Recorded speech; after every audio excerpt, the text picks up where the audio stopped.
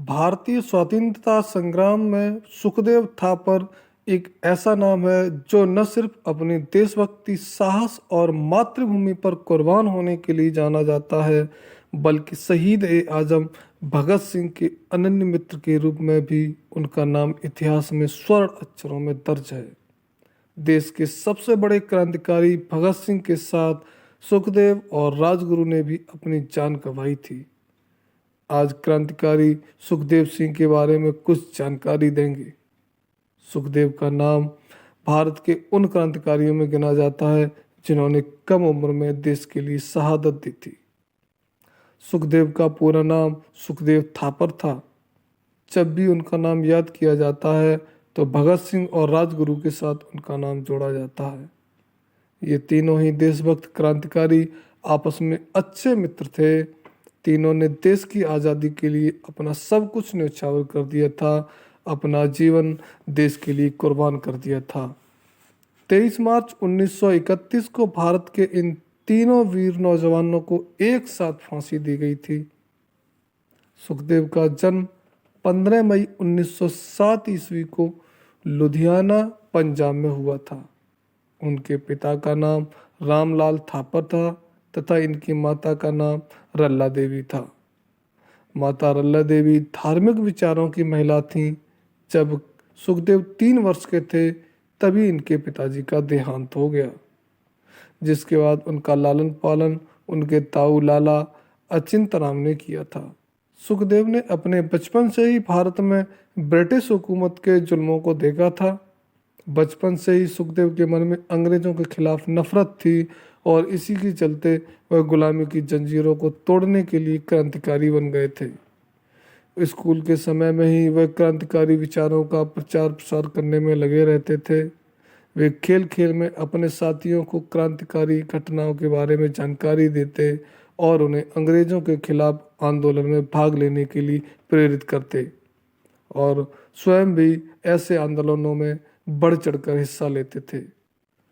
बताया जाता है कि वह लाहौर के नेशनल कॉलेज में युवाओं में देशभक्ति की भावना भरने और उन्हें स्वतंत्रता आंदोलन में कूद पड़ने के लिए प्रेरित करते थे।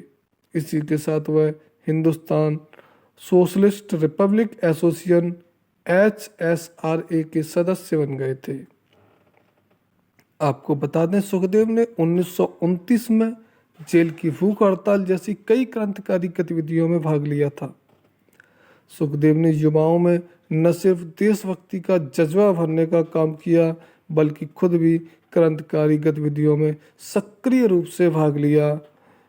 उनका नाम 1928 की उस घटना के लिए प्रमुखता से जाना जाता है जब क्रांतिकारियों ने लाला लाजपत राय की मौत का बदला लेने के लिए सैंडर्स की हत्या कर दी थी। इस घटना को अंजाम देने के लिए उनके साथ भगत सिंह और राजगुरु भी थे। जिसके बाद इस घटना ने ब्रिटिश साम्राज्य को हिलाकर रख दिया था। पूरे देश में भगत सिंह, राजगुरु और सुखदेव की लोकप्रियता सबसे ज़्यादा बढ़ गई थी।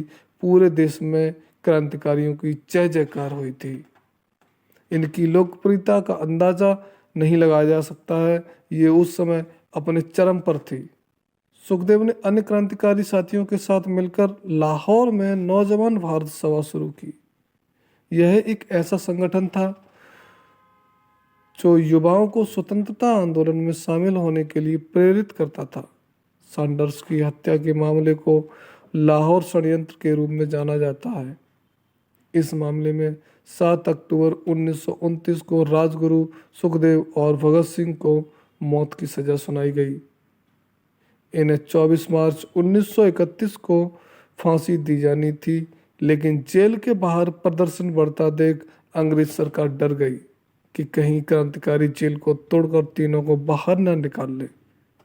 इसलिए तीनों को एक दिन पहले ही यानी कि 23 मार्च 1931 को फांसी की सजा दे दी गई और तीनों के मृत शरीर को जेल के पिछले रास्ते से ले जाकर नदी के किनारे जलाने की कोशिश की गई, लेकिन क्रांतिकारियों को पता चल गया और इनके आधे जले हुए मृत शरीर को क्रांतिकारियों ने अपने हिसाब से अंतिम संस्कार किया।